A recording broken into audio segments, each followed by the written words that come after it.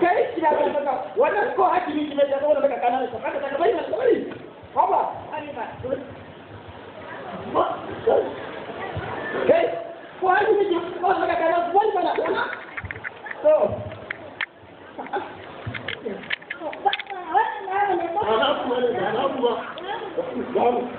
mereka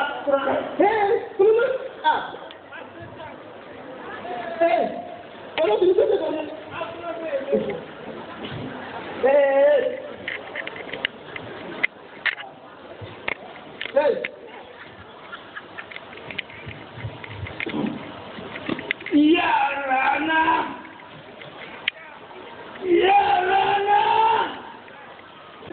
yare addini kabilanci akan me yanzu ku hada kanku nan duka ku gani ko za ku daga wannan abu ku gwada kai ka su ku duka ku kwano ku gani to ina amfanin fada mu hada kai mu zo na lafiya kasar mu Najeriya da kowa da mutum ina can ba kai magana cikin hadin kai nan mu hada kai mu zo na lafiya kasar mu Najeriya mun gode magana fadan na lodunya yo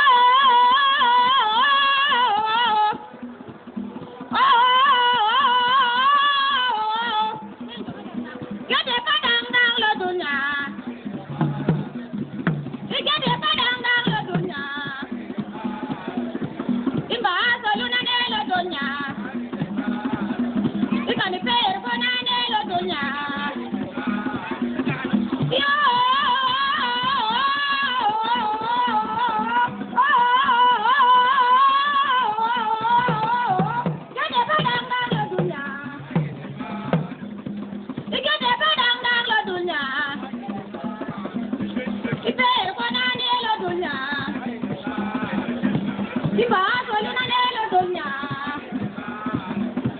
Yeah.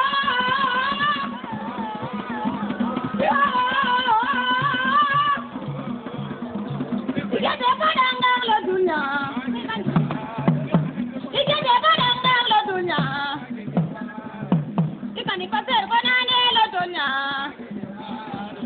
Ikani per konane lo dunya. Imba solonane lo dunya. Yo.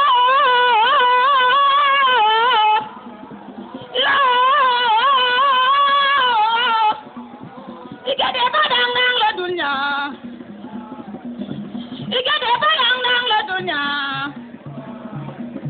Imba solonane lo dunya. Kireten konane lo dunya.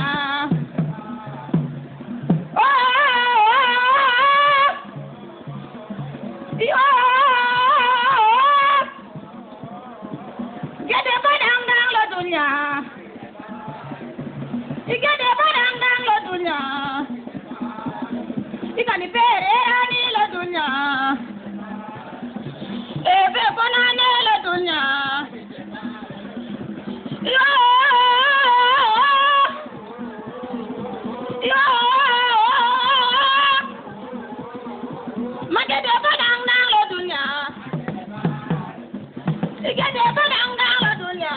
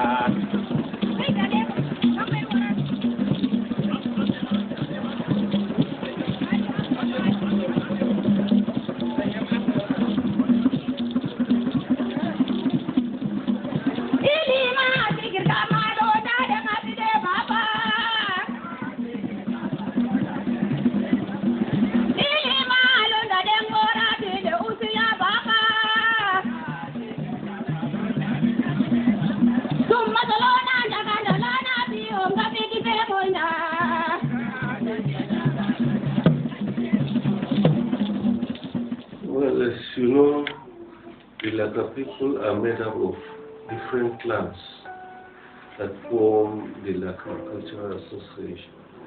And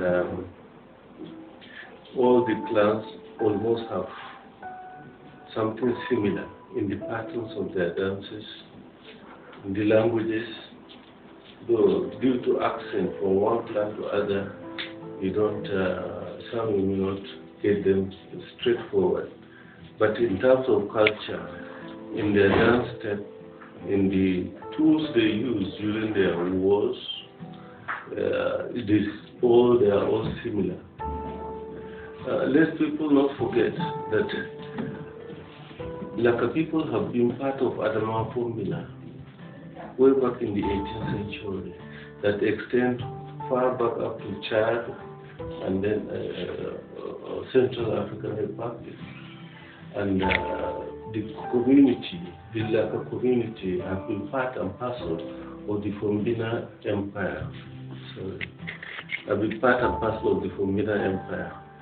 So, they are scattered within that communal empire, and some settle here in Jimeta, some settle as far as Taraba, Gombe, Bauchi, you know. So their culture are almost identical. Lakawa suna nan ko a ina a Najeriya, amma suna da settlement ɗinsu inda suke zuwa su yi zango su zauna. To abun nan Jimeta yana ɗaya daga cikin inda sun tashi suna zuwa kakanninmu kenan su yi zango sun zauna a nan. Akwai suna na local government da yawa daga nan su sun fara daga ta Maiduguri, wani sun zo ta Maiduguri, wannan hanyar da ya fito daga kuwa wurin su farda suka zo. Ainihin inda suka fara zama shi ne nan Jimeta. Nan ne muka tashi muka samu kanmu, nan ne kakanninmu kuma suka zauna kafin yawancin mu an haifi iyayenmu a nan. To Laka dai a nan a Jimeta abinda mun haife mun tashi mun girma mun sani shi ne Jimeta nan duka Lakawa ne bai muka sani.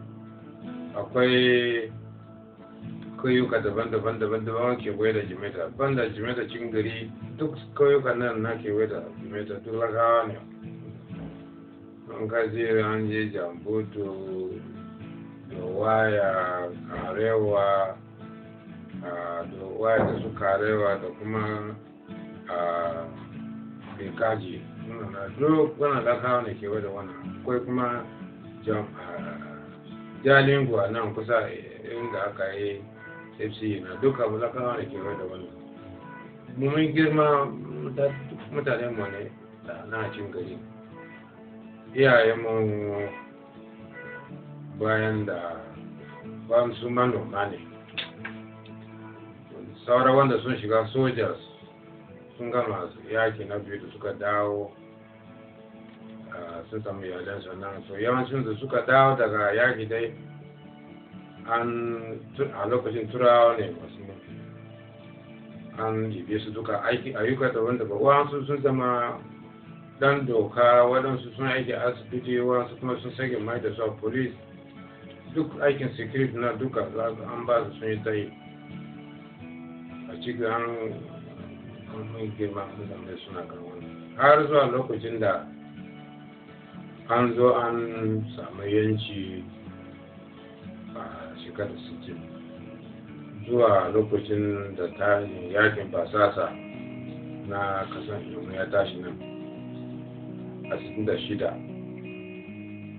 ana kan yaki na an dawo nan an dibi mutane masu iyaye da an ce da shike su ne sun yi yaki na biyu sun ci yaki na biyu su san aikin yaki don haka zan dibe su duka an mai da su sun tafi kasa iko wannan yaki a can sun ce sun yaki to su yaki na da daban da na wannan zamani an jan ba su wani su kayan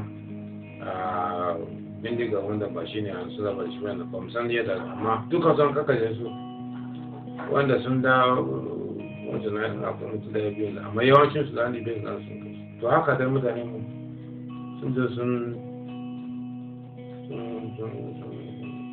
kare a can na kasar a lokacin yakin basasa saura sai yara to abinda mun sani shine balage abinda ya kawo musamman mun ce su Musa Kaibo da Yusuf sun je su sami da wani lokaci da ina ina principal a wurin na makarantar su yi tunani mai kyau saboda yaran mu yanzu duk tsofaffi ba yara suna nan kawai na birkete kuma sun shiga wani sun halaye wanda ba san Lakawa da shi ba kakan tsofaffi mu nan muna jin su suna ce balaki ba rago amma kuma mun tashi sai yaran mu sun sai shiga wani sun halaye wanda ba daidai ba waɗansu ma magana yare ma babu balle ma magana rawan gargajiya babu shine su Musa Kaibo da Yusuf da sun taru su yi shirya nan sai sun jin same ne ba sun ke ne sun ce to ga abin da suke ci ba suna son su dawo da hankulan yaran mu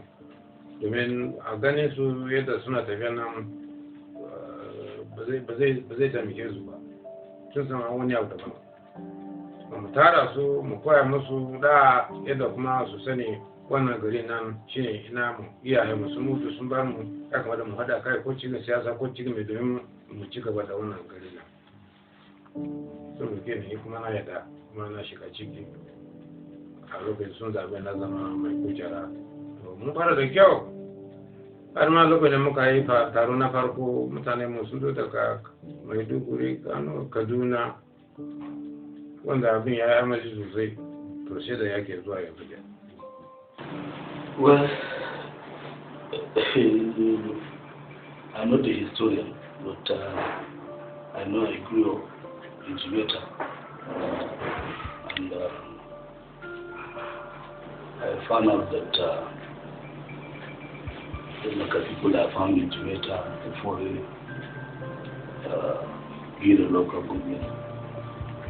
And some of them are found in Mubi, and some in part of Numan, and very few in Tarawa.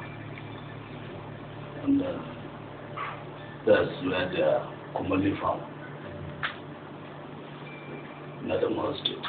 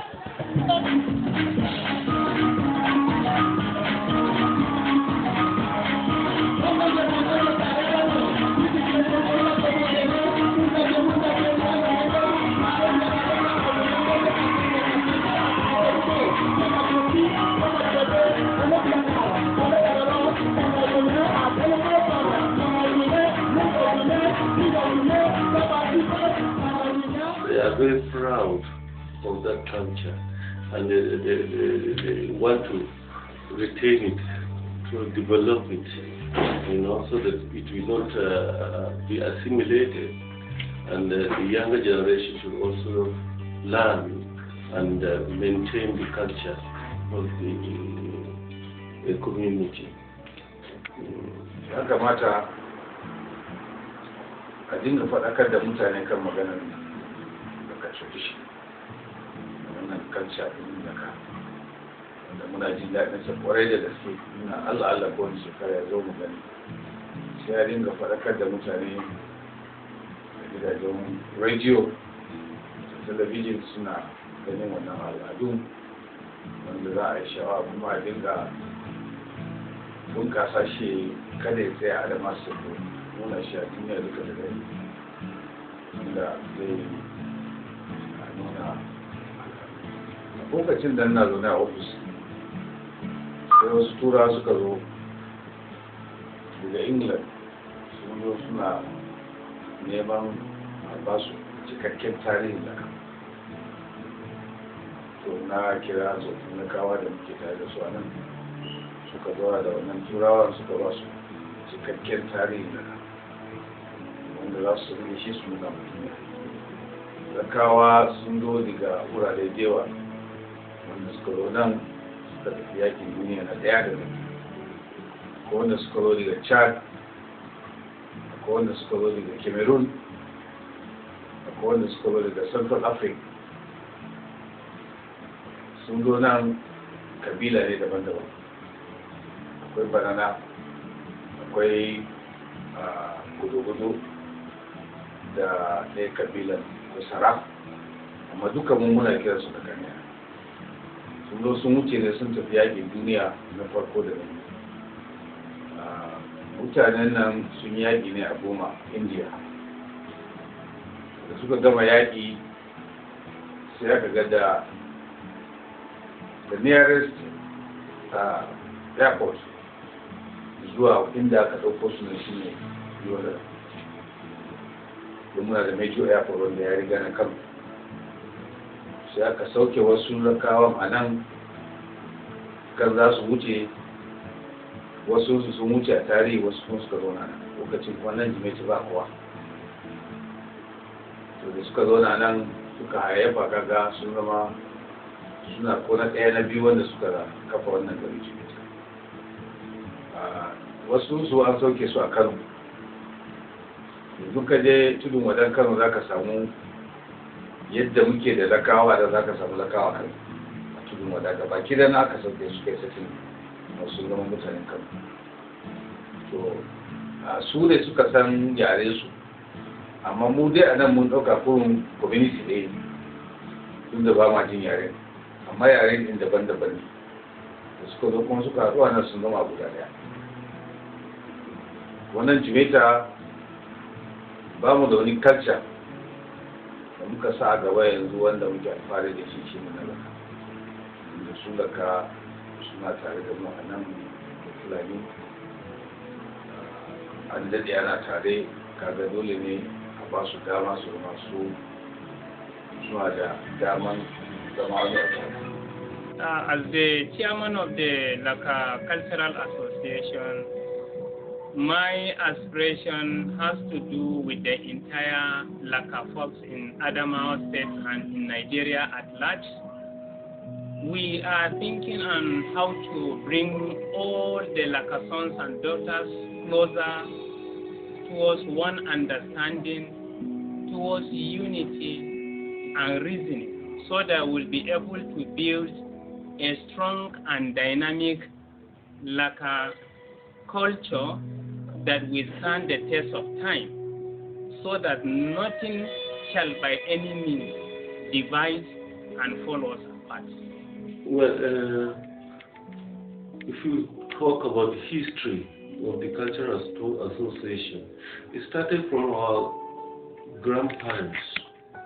You know, when they settled here in Jimeta, you know, they around Lugeri area, Nasarawa area, Doveli area, you know, they settled there. They used to meet regularly, and at the end of every year, as tradition will have it, after their harvest and farming, they come together and celebrate. So it used to be low-key and localized to those settlements, and gradually they started coming together, and they were meeting in Nasarawa and Lugeri, and the celebrations used to be up to 7 days. You know, they continue to dance, they continue to eat and celebrate after harvest. You know, and it continued. And the present generation, well, we don't concentrate much on farming and this thing. We want to maintain that culture that our forefathers have started long, long ago. That's how the Cultural Association started, and it came into being after a meeting I think we had in Fufore at Baba Thomas' house. And that's how we developed the Cultural Association. Gradually, it expanded, and now it has spread up to Abuja, Bauchi, Borno, and other parts of the country. To kowane shekara karshen shekara Lakawa suna taruwa, ana zuwa ana taro, wa'yansu da ba mu san juna kuma mu nuna al'adunmu. Muna da al'adu, muna nuna al'adunmu, muna display din al'adunmu, wanda kuma ya kamata 'ya'yanmu su san daga inda suka fito, su san tushensu, su san kuma ga al'adan da mu muke yi. Shi ne dalilin da ya sa kowane shekara Laka Cultural tana zuwa ta yi wannan biki karshen shekara. In ba a yi karshen shekara ba, ɗaya ga watan kowane shekara ana yi. Wannan 2017 an yi karshen shekara, wanda kuma ya yi kyau. An yi, mutane sun zo, waɗanda da sun saba zuwa, ko da akwai waɗansu da mewa bisa ga gayyata bai same su ba, amma an zo. An zo, amma kuma har yanzu akwai waɗanda ya kamata a gayyace su ba su zo ba. Wani shekarar ɗin Allah ya kai mu kuma za ta kewayo, ya kamata a gayyace su zo, mu san juna, mu san al'adunmu, koya ma 'ya'yanmu inda ga al'adar inda shi ne. Festival da aka yi na daga community kowane shekara muna yin sa nan fara jiya Jimeta. Wannan festival ana yin sa ne na Laka community wanda sandu state ne da kudu inda Laka yake da yana zuwa wannan festival, amma a Jimeta ake zuwa yi. Amma kowane shekara muna samun ci gaba na wannan festival. Bana ma ya fi na bara, haka kuma muna hoping cewa na 2018 kuma zai fi na 17. Kullum abin yana kara kasa ne. Dacin ana yin sa ne a cikin daki guda daya ba classroom. Yanzu muka koma ana yin sa a stadium nan ma baya dauke mutane aka dawo. Ana yin sa da balsu ba. Ya kayatar kwarai da gaske kuma yana haɗa kan jama'a Laka da sauran mutane. Laka Cultural Festival kusan zan ce a North East ma gaba ɗaya mu kaɗai muke yi, domin ba wata ƙabila da take irin wannan festival in ba mu ba. Kuma kamar yadda hakimi ya faɗa, dole mu tashi mu tsaya haka mu ƙara 'yan raye-rayenmu, al'adunmu na gargajiya, kamar irin abincin da ake dafawa a wurin. Ni in ba irin wannan wajen ba ma ban taɓa ganin abinci haka ba, sai a wurin nake gani. Kuma in fact na ji daɗin shi, har na nemi ni za a koya ma family ɗina inda suke dafa irin wannan abincin gargajiyan, domin gaskiya na ji daɗin shi. Ya fi mana irin abincin zamanin nan da muke tafi ba. In mutum zai same shi kullum ya fi mishi irin abincin zamanin nan.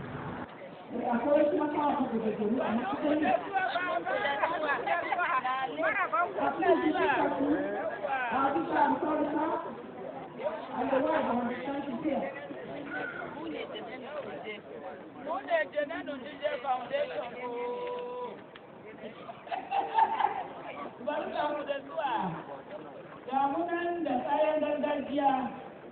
Wannan miya ba mu so mu manta da shi domin kakanninmu sun tafi sun bar mu, to ba za mu iya mu manta ba. Sai yasa kowane wajensa haka sai mun yi domin mu tuna da su. Shine kowane lokaci sai mu yi. Ga kifi danya nan. Yawwa, shi kuma ana cin shi da alabo ne, ga tuwon alabo. In ka dawo gona ka samu kifin nan guda ɗaya za ka ci alabo ya kai suri 5 ko 3. Ga kuma kanda wannan da muna sa nama, muna sa agushi, kifi ma yana ciki da duka kowane abun kasi ɗaya yanzu. Hada daddawa da kome da barkono ya ji marau. Kuma shi kuma ga tuwon shi nan, tuwon dawa. Dawa shi ne karfin Lakawa, ba su wasa da tuwon dawa. Sannan kuma wannan kuma yawwa dogon miya, dargaza da yankan shi ne gam, wato gam wannan gashi nan kifi kan a ciki. Shi ana yi duka, kifi ne duka na shi zalla. Sannan kuma bishop karka yi tare kuna. Ka bari mu gaba zance. Shi ne wannan, shi ma haka kayan miyan gargajiya ne, ga tuwonsa. Wannan dai shi ne maiwa, shi ne yana shiga da gargaza wanda yake shi ne gam. Yawwa, to kayayyakin mu kenan. Wannan kuma joyiri. Joyiri ne wannan. Muna hada shi da nama, kayan miya, da kuma gyada, markaɗeɗen gyada. Da kifi ma duka muna hada. Soboro na shine joyiri shine soboro. Ya yi boro din mara su gari. Shi ma aka yi abinci da tuwon dawa ko kuma da tuwon aliboro. Yana da daɗi kwarai da gaskiya. Saboda haka kwa ya ga masu madam.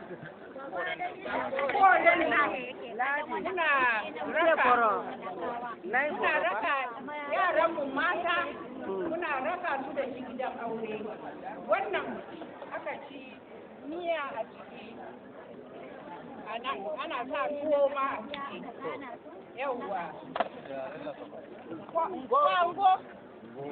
ngo ba ne ana kira ngo ba ne wannan kuma bai ba ne kasko kenan shi ma ana kira bai ne wannan daga yaren laka shine kayan gargajiya mu kenan da kuma na wannan kan kai ma ka faɗa ai daga an ganka ai san ka ci abinci mai kyau ai kai ma balakiya ai ta iya abinci matanmu ba a dafa abincin da bai kamata ba a cin kazanta matanmu suna abinci ƙwaryar abincin ta maza ta wanke shi ta rataye shi a sama ba ma a kasa ba balle ma wani kuɗa ko dotti ya taba kuma ana dafawa muna da abincinmu na gargajiya da muke dafawa wanda kuma shine yake ba mu lafiya ba abincin gwangwani abincin bature duk balaki baya cin sa in zai ci tuwon dawa zai ci tuwon maiwa tuwon masara yanzu ne aka shiga ci abinda iyayenmu kakanninmu tun da suke ci kenan tuwon dawa tuwon maiwa shine za a tuka kuma a yi miya wanda ya kamata da kifi akwai abunan soɓoroto akwai dargaza akwai miyan da muke yin sa da agushi a daka da nama duk waɗannan suna abincinmu muna da abinci kala-kala wanda muke kowane shekara za mu zo mu nuna wannan shekara man Allah ya kai mu nan da wata 2 za mu zo mu nuna ma duniya akwai mata akwai kayan al'adunmu na mata na gargajiya da muke amfani da shi don muna so mu yi women summit wannan purely akan mata ne matan mu duk gaba ɗaya Najeriya za mu kira su za mu hallaru mu nuna ga al'adunmu kowane abun nan dialect za ta zo ta yi display kayanta mu kira ƴan uwanmu kowa ya zo ya gani ya san muna da al'ada muna da abinci ko kin auri wanda ba balaki ba ki nuna mishi abinci da kike dafawa da kika tashi da shi don shi ma zai ci. Now we eat maize, but before we don't eat maize. We only eat guinea corn and cassava flour. We eat with this bush meat, yes, like buffaloes. And anyway, nice bush meat. That's what we eat. This thing with palm oil or this granite oil, the natural one. We don't eat this processed, engine processed oil. Like a cultural festival, though it has been held every year. Once a year, it's a gathering that Laka people cherish so much, especially here in Jimeta. We organize every year in order to commemorate our culture, to imbibe our own cultural heritage through generations yet unborn. Well, kawai maganar festival na wannan da ya kare nan kamar da muna da kowace shekara, amma wannan na shekara nan abu na farko da zan faɗa kan wani shine ina so ya bi su committee caretaker nan. Wannan committee sun kokari ayin ana kan magana za mu yi festival na wannan shekara.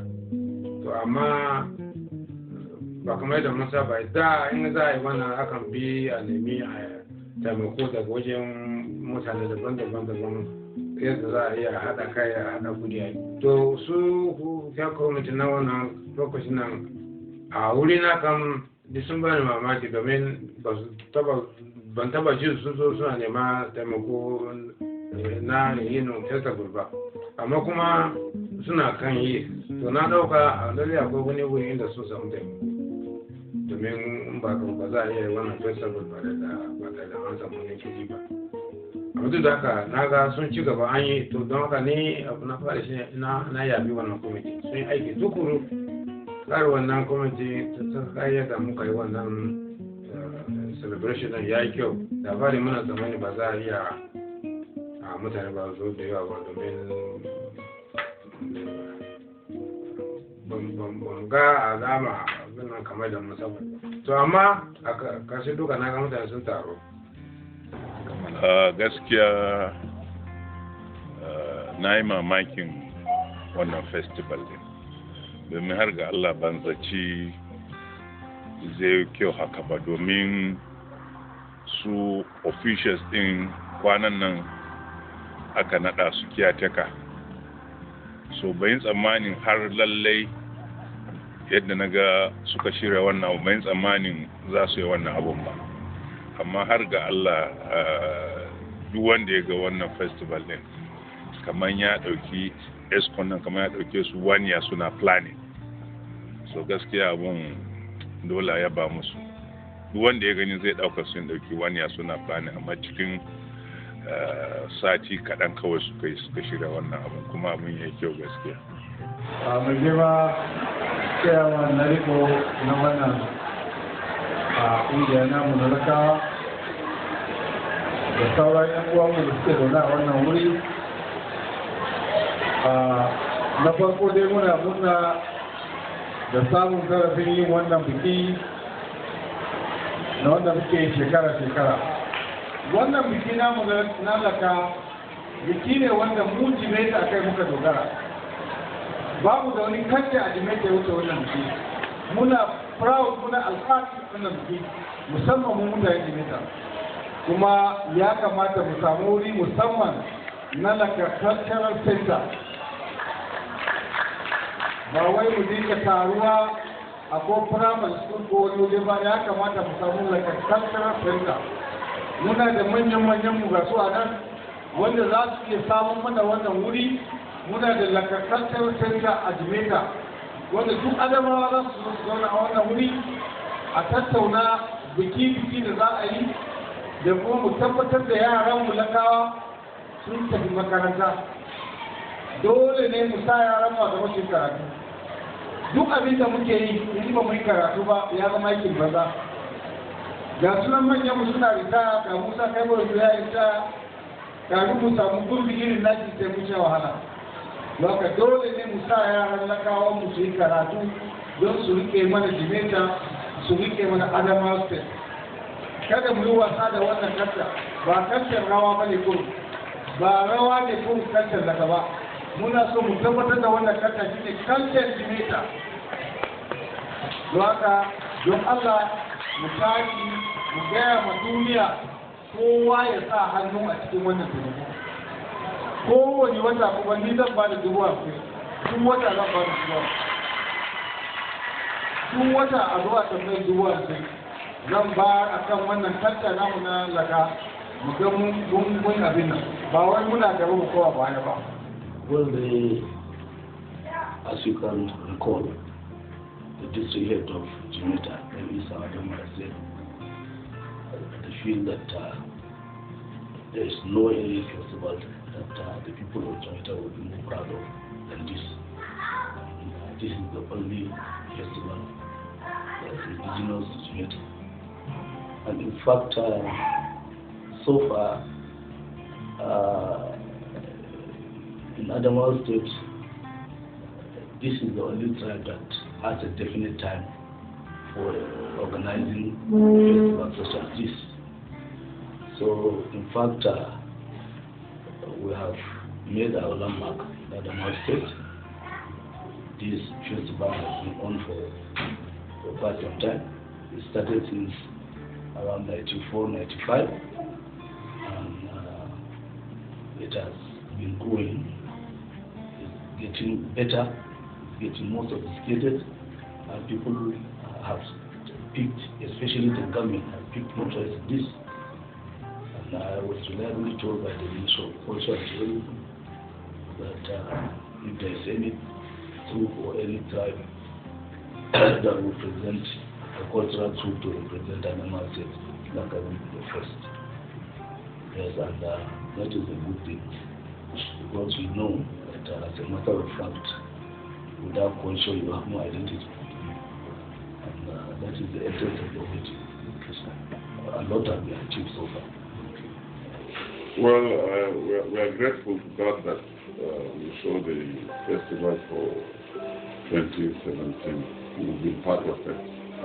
We've enjoyed it, and we'll urge our brothers and sisters from around the country to plan against the 2018 festival, so that we'll make it more grand. And there's a planning committee. A planning committee rather should be formed. It shouldn't be left to the executives of the cultural association to plan the festival. There should be a planning committee for the festival, and they should be given enough time. They should be given not less than 9 months to start planning, and they should notify people of the date and occasion for the festival. That will make it more grand, and I'm sure people will love it. We want to see not just the dances, not just the cuisine, not just the artifacts. We want to see our people in our traditional attire. We want to see our young ladies appearing in their attire. We want to see the elders appearing in our traditional attire. We should make it really a traditional thing, a cultural thing. We should display our culture, not just the dancing. The dancing is becoming well known and acclaimed now, but we should involve some other arts of our people, so that the younger generation will have something to hang on to. The speeches are quite good, and we should notify those who are going to deliver speeches or speak the main speakers should be notified and given ample time to do research and deliver the speech that will motivate our youth and satisfy our audience. The theme for today is culture as a variable tool for peace and development. We are going to look at culture and how can culture be used to bring peace. How can culture bring development in our society? There are many definitions of the term culture. An elementary definition of culture is that it is the general way of life of a people. In an expanded approach, culture refers to a society or group in which many or all people live and think in a familiar and mutually intelligible way, making the term culture and society somewhat interchangeable. Culture is shared, that is, people in the same society share common behaviors and ways of thinking through culture. Culture is learned, that is, while people biologically inherit many physical traits and behavioral instincts, a person must learn culture from other people in the society, and culture is adaptive. That is, people use culture to flexibly and quickly adjust changes in the world around them. Kusan ma zan ce wannan festival da ake ana yi ne don matasa su gani, domin mun daɗe mun san ana yin wannan tun muna yara har muka zo yanzu ana yin shi muna gani. Yanzu akwai matasan da suke tasowa su ne ba su taɓa sanin akwai abu haka ba. To shi yasa muka fi ba da ƙarfi. Akwai abubuwa da yawa dai wanda ake kawo wajen wanda duk matasanmu su yi kokari su sani su ma su tashi a cikin wannan abu. Kuma kaga an ba da shawara a bude kamar makaranta wanda za a ringa koya ma matasa yare su tashi a cikin yare, domin yaren ne yana da muhimmanci sosai. Shine zai daɗa nuna maka wannan ɗan uwanka ne, wannan ɗan uwanka ne. So kaga an yi maganan nan, kuma hakimi ya yi magana cewa lalle ne mu nemi secretariat ɗinmu wanda yake secretariat inda duk wani festival ɗinmu in ya zo za mu rinka yi a wajen, kamar office ne. Nan za mu samu irin makarantu inda za a rinka karantar da yaranmu irin yare, irin wasu abubuwa haka, yara su tashi a cikin matasanmu. The significance of this culture is, with time, if we do not show our younger generation our culture, how we do things, our archives, the food, the traditional food and all that, if we don't share them with time, it will seem to phase out. So it's very important for us to teach the younger ones, even us as youths. If we're able to hold on to our culture, we're able to pass it to the next coming generations.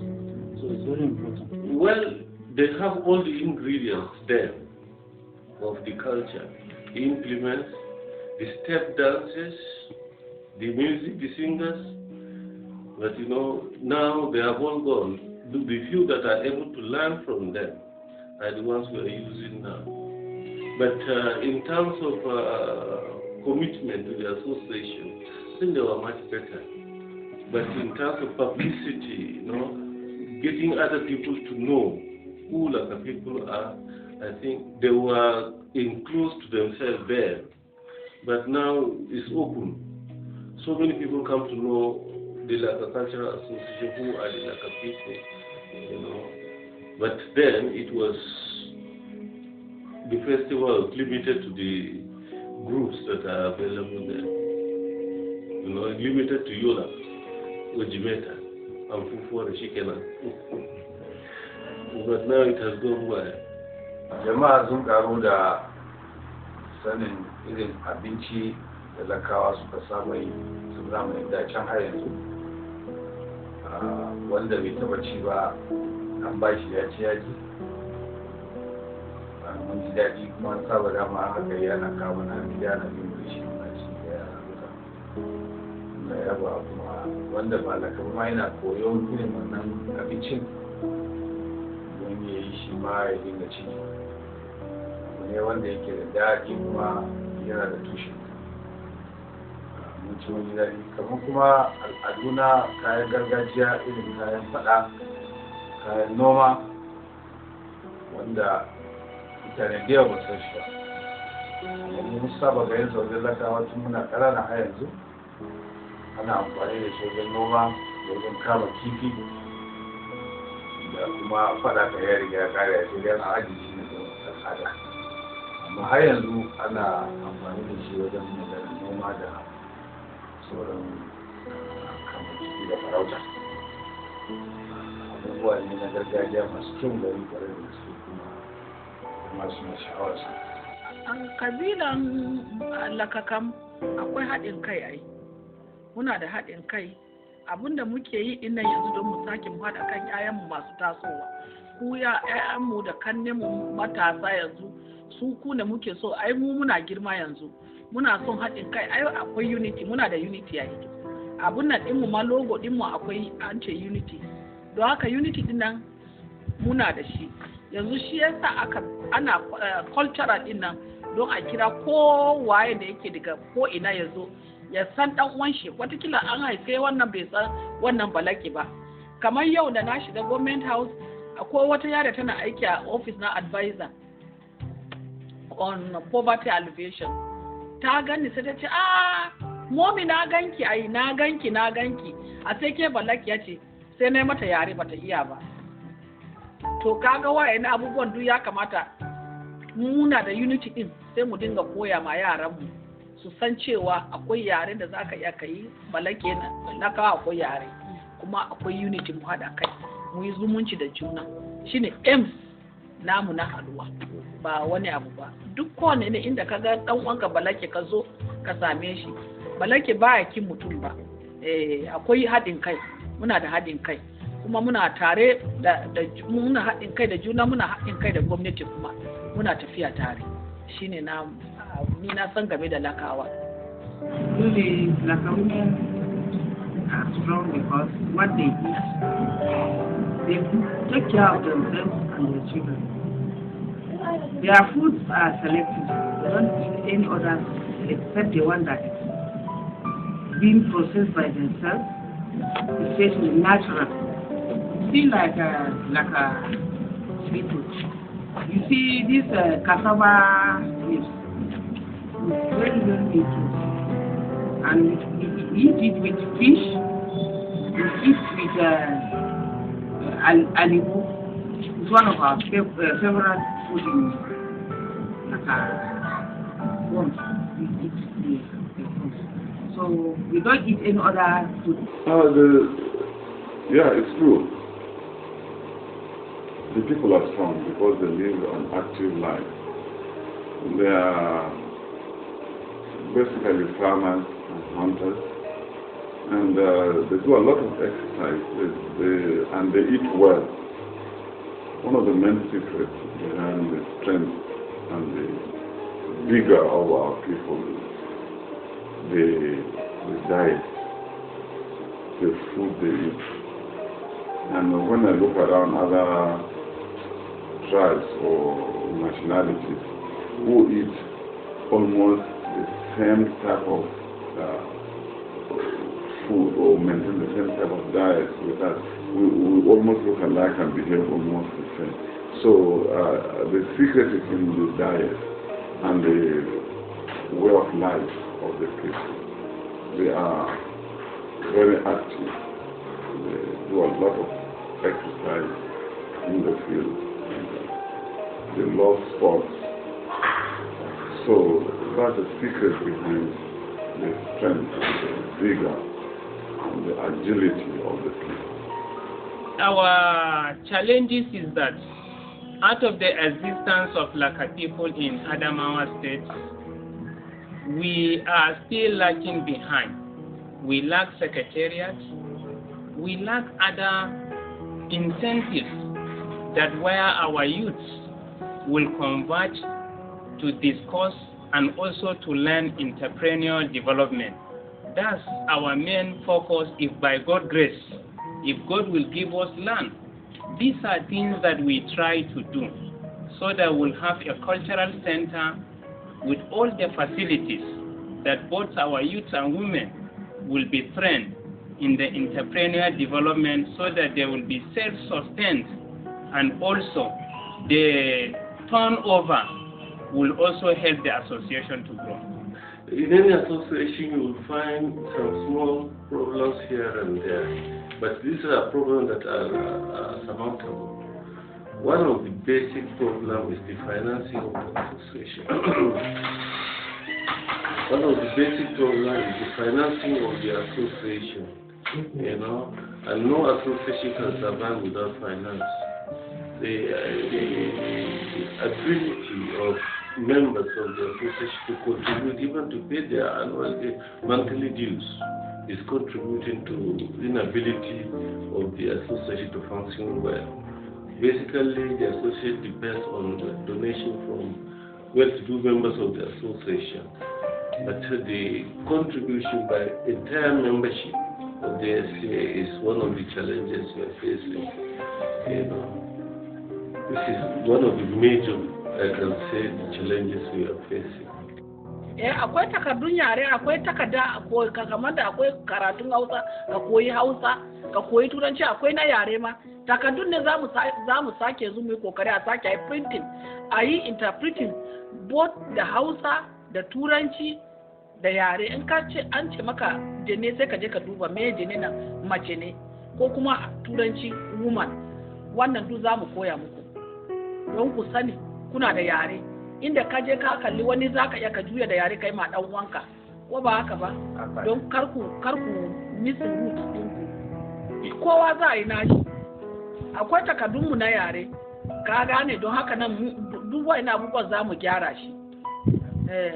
Akwai muna da masu karatu ai, muna da yaran yayunan ku su yi karatu sosai, muna da doctors din nan ba na mutum ba, na ilimi ne, don haka za su translating muku duka wani abubuwa a babu, ku je kuna karantawa don kar ku bata a cikin al'umma. The advice I have for the Laka people entirely in Nigeria is that all our well-to-do and government functionaries, we are appealing to them to always come closer to the leadership so that we'll be able to reason together, so that they will be able to know our problems, and then by the time they get to know these are the problems, they will know where to come in. That's our major focus. Kira da zai da Lakawa su ci gaba da danƙon zumunci da suke tare da mutane yan uwansu da muka tashi da su mun tashi a guda ɗaya. Akwai kiristan Laka, akwai musulmi Laka. Amma yana da wuya ka bambanta wajen al'ada ɗaya ne. Don haka muna tsara musu jan hankali da a zama abu guda ɗaya. Na da nuna wani bambanci na addini ko na kabilanci. Laka ko Jimeta ko nan ya zama santa ne na Laka duniya gaba ɗaya, wanda ko ina dai ba can inda suka taso ba dai wani Laka ne ko a zirga yake zai alfahari da Jimeta tun da yan wasu haɗa kai a zama guda ɗaya mu ci gaba da zumunci. In abu ya faru mu haɗu tare mu yi. Mu fahimtar da mutane wanda ba Laka ba, wannan festival ya zo mu haɗu dukkan mu je mu yi tare. Ba ana nufin wai sai Laka ne zai yi wannan festival. Mutanen Jimeta a je a zauna a yi abun nan tare, mu ga rairayen gargajiya tare, mu yi nishaɗi tare, mu ci abincinsu tare. In akwai taimako na hanyoyin da za a taimaka a yi wannan abu a dinga taimakawa. They should not be discouraged. They should not be discouraged in terms of the difficulties that the association is going through. These are normal things. They should find themselves doing one thing or the other to contribute towards the development of the association. And they should understand that our culture is our pride. They should look after themselves as before. Before we eat nice food, but now we eat junk food. It's not helping matters. We're supposed to eat a nice nutrients that will keep us healthy as before. We like our women go to the farm, process the food, then we eat. But now some of us are lazy. We're supposed to take care of our family so that our children will grow healthier like us now. So the best thing is for them to go back to the forefathers' food that is nutritious to our health. We shouldn't be eating junk food and forget about our past. To the entire Laka community, we should hold this Laka cultural festival as our own major event for every year. Let's say we just concluded this one 31st December. We are supposed, right from now, we are supposed to start planning next year's event. So it will not be just preparation, 1 month, 2 months preparation. Let us plan for the whole year. Because in due course, I'm not just saying a Jimeta thing, like a cultural festival. It's not just a Jimeta thing, but I'm seeing people coming all over from the world to come and be part of it as our own culture. We have a very rich culture, like a people. It's just that we are yet to explore it. But in due course, with things like this project, it will help a lot. Sai dai kuma da zan yi a ɗaya kawai shi ne kamar da wannan babban abu ɗaya wanda bai yi ba sosai lokaci bai shi mutane ba.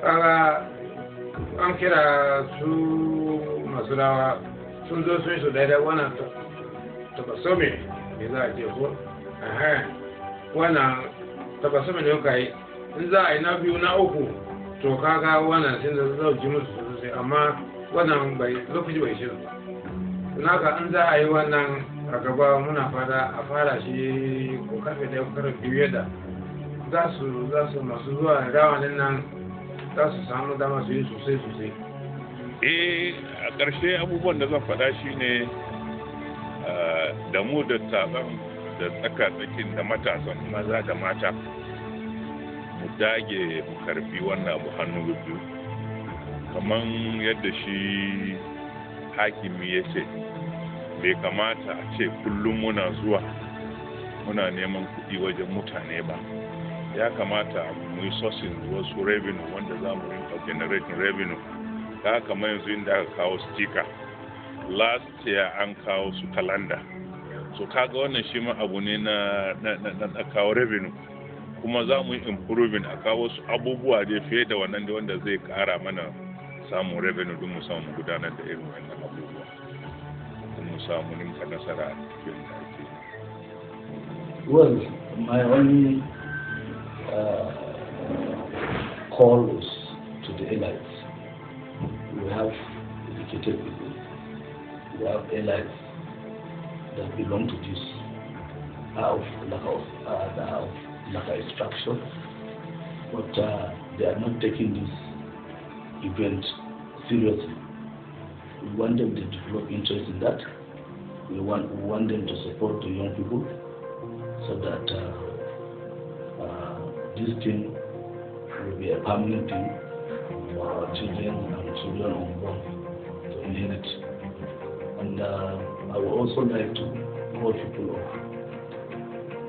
of instruction from neighboring states, Nigeria, to please keep better to come in here and see what we are doing in other state so that they will also be Indians in other states. We want to assure them, we want to tell them that we have the culture, we have the whole culture in that place, so they can come over and see what we are doing. Al'umma Lakawa dai abin da ina so ba su labari ya kamata su sani cewa wannan abin da muke nan domin cin gabanmu ne da 'ya'yanmu sun riga sun sani kabilu suna da nasu haɗin kai na gargajiya kowane shekara suke domin kuma muna bukatar mu haɗa kai sosai mu ba da goyon baya domin wannan aiki da samu cin gaba mu koya ma yayanmu akwai abubuwa da yawa wanda har yanzu ba mu koya zan mu yi makaranta na yare zan mu yi wanda za a zuwa akwai wani su ma ba su yi yare ba zan mu yi wannan kuma zan mu yi wani su wurare inda kamar da naji shi district da ya yi magana kan da ya kamata mun da fili na kanmu wanda za a rika yin practice akwai ma yara nan gawa daban-daban a ciki to wannan abubuwa ya kamata mu haɗa kai saboda mu samu fili mu gina fara domin mu koyi wannan abubuwa kada mu jira sai lokacin sassabu da ya zo kusa nan mu tattara juna ko shine abin da ne na gani ya kamata mutane su ba da goyon baya mu haɗa kai sosai domin haɗa kai namu shi zai kawo ƙarfi rayuwar macin wannan kada mu yi shi kuna yabon sosai an kwamitin na rufin aiki mun gode musu kuma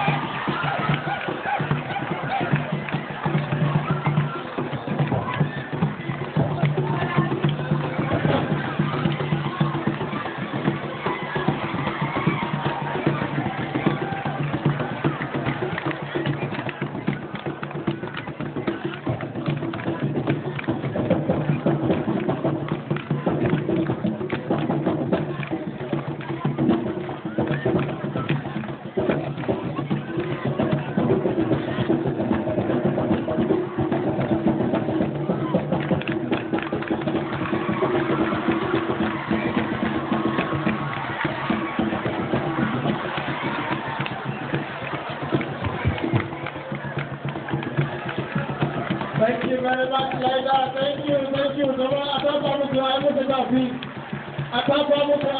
was